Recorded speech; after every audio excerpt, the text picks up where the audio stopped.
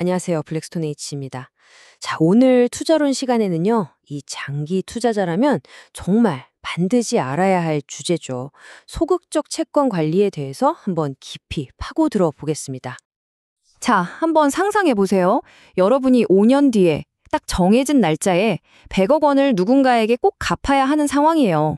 예를 들면 연기금 지급이라든지 아니면 큰 규모의 사업 대금 같은 거요. 그런데 시장은 계속 오르락내리락 하잖아요. 이 돈 어떻게 안전하게 지킬 수 있을까요? 여기서 우리를 가장 괴롭히는 적이 뭘까요? 네, 바로 금리 위험입니다. 이게 왜 문제냐면요. 금리가 오르면 내가 가진 채권 가격이 뚝 떨어져요. 그럼 반대로 금리가 내리면 죽냐? 그것도 아니에요. 채권에서 받은 이자를 다시 투자해야 하는데 그때 수익률이 확 낮아지거든요. 이러지도 저러지도 못하는 정말 골치 아픈 딜레마에 까지는 거죠. 하지만 방법이 있습니다. 우리가 시장을 막 예측하려고 애쓰는 대신에요, 어떤 상황이 와도 괜찮도록 대비를 하는 거죠. 이게 바로 소극적 채권 관리의 핵심 철학입니다.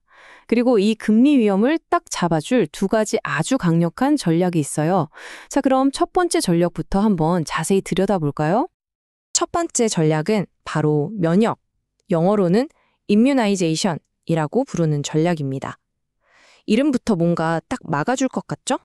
이 전략의 목표는 아주 명확해요. 내가 돈을 갚아야 하는 그 시점에 금리가 오르든 내리든 내 자산 가치가 흔들리지 않게 딱 고정시키는 겁니다.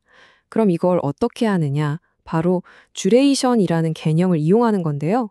좀 어렵게 들릴 수 있는데 쉽게 말해서 내 돈이 평균적으로 언제 회수되는지를 나타내는 기간이라고 생각하시면 돼요. 이 듀레이션을 부채 만기랑 똑같이 맞춰주는 게 핵심입니다.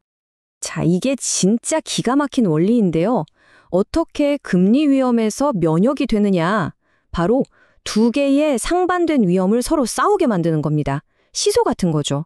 한쪽에는 가격 위험이 있어요. 금리가 오르면 채권 가격이 떨어지는 위험이죠.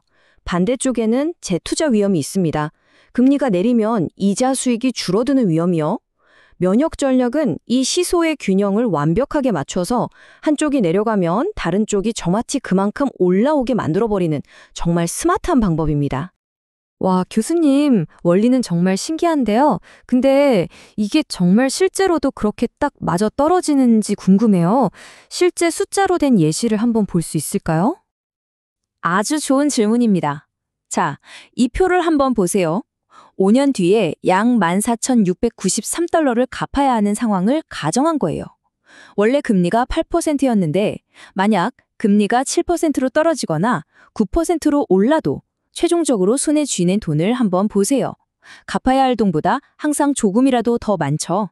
이게 바로 면역 전략의 힘입니다. 이 그래프를 보면 왜 그렇게 되는지 한눈에 알 수 있어요. 저기 쭉 뻗은 직선이 우리가 갚아야 할 부채의 가치고요. 위로 볼록한 곡선이 우리 자산의 가치입니다. 어때요? 금리가 기준점인 8%에서 멀어질수록 자산 가치가 부채 가치보다 항상 위쪽에 있죠? 이걸 바로 채권의 볼록성 덕분이라고 하는데요. 마치 우산처럼 우리 자산을 보호해주는 효과를 내는 겁니다. 그런데 교수님, 자세히 보니까 순자산 가치가 금리가 변할 때 조금씩 다르네요. 완전히 똑같지는 않은데요? 오, 맞아요. 아주 날카로운 지적입니다. 보세요. 순자산이 476달러였다가 5달러 정도로 변하죠. 완벽하게 고정되진 않아요. 하지만 중요한 건 뭐다? 순자산이 마이너스가 되지는 않았다는 겁니다. 즉, 회사가 망하지 않았다는 거죠. 이 면역 전략이 금리 변동이라는 파도 속에서 회사가 파산하는 걸 막아준 겁니다. 자, 그런데 이 면역 전략이 완벽하기만 한 건 아닙니다. 치명적인 단점이 하나 있어요. 바로 리밸런싱을 계속 해줘야 한다는 점입니다. 시간이 지나면 채권의 듀레이션도 계속 변하거든요. 그래서 처음 맞춰놨던 듀레이션 균형이 계속 틀어져요. 그럼 우리는 그걸 주기적으로 다시 맞춰주는 작업을 해야 하고 당연히 거래 비용도 들고 계속 신경을 써야 하는 거죠. 꽤 귀찮은 일입니다. 이렇게 계속 관리하는 게 좀 부담스럽다면 좀 더 간단한 방법은 없을까 하는 생각이 들겠죠? 그래서 등장한 게 바로 두 번째 전략, 현금 흐름 일치, 다른 말로는 헌납, 데디케이션 전략입니다. 현금 흐름 일치요? 그럼 혹시 듀레이션 같은 복잡한 계산 없이 그냥 내가 내야 할 돈이랑 들어올 돈을 날짜랑 금액까지 똑같이 맞추는 건가요? 바로 그거예요. 아주 정확합니다. 듀레이션이니 볼록성이니 하는 복잡한 개념 다 필요 없어요. 그냥 내가 갚아야 할 돈의 스케줄에 맞춰서 채권에서 돈이 딱딱 들어오게끔 포트폴리오를 짜는 거죠. 훨씬 직관적이고 간단하죠? 이걸 어떻게 하냐면요. 거의 퍼즐 맞추기 같아요. 일단 내가 앞으로 언제 얼마씩 돈을 내야 하는지 리스트를 쫙 뽑아요. 그리고 가장 먼 미래에 갚아야 할 돈부터 채권으로 막아나가는 겁니다.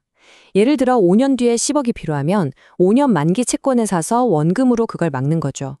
그럼 그 채권에서 매년 나오는 이자가 있잖아요. 그 이자로는 1, 2, 3, 4년 차에 필요한 돈을 메꾸는 식으로요. 이렇게 하면 재투자 위험 같은 건 아예 신경 쓸 필요가 없어집니다. 자, 그럼 이제 두 가지 전략을 모두 배웠습니다. 하나는 정교하지만 손이 많이 가는 면역 전략. 다른 하나는 단순하지만 확실한 헌납 전략. 그럼 여러분이라면 어떤 전략을 선택하시겠어요? 이건 결국 상황에 따라 달라져요. 일종의 트레이드오프 관계죠. 면역 전략은 다양한 채권을 쓸 수 있어서 유연성이 높지만 계속 리밸런싱을 해줘야 하고요. 반면에 헌납 전략은 한번 세팅해두면 거의 신경 쓸 필요가 없지만 딱 맞는 채권을 찾기가 어려울 수 있어서 좀 경직적이에요. 예를 들어 보험사처럼 매년 얼마씩 돈이 나갈지 예측이 가능하다면 헌납 전략이 훨씬 편하고 확실하겠죠. 하지만 10년 뒤에 딱 한 번 거액의 돈이 필요한 프로젝트라면 다양한 채권을 조합할 수 있는 면역 전략이 더 유리할 수 있습니다. 자, 오늘 내용의 핵심을 정리해 볼까요? 소극적 채권 관리라는 건 수익률을 예측해서 대박을 노리는 게 아니에요. 오히려 위험을 완벽하게 통제하는 데 초점을 맞추는 거죠. 면역 전략은 듀레이션이라는 무기를 써서 특정 시점의 금리 변화, 충격을 막아내는 방패 같은 거고요. 헌납 전략은 아예 현금 흐름을 퍼즐처럼 맞춰서 불확실성 자체를 없애버리는 전략입니다. 특히 연기금이나 보험사처럼 약속된 돈을 꼭 지불해야 하는 기관들에게는 정말 필수적인 기술이라고 할 수 있습니다. 블랙스톤 H 교수.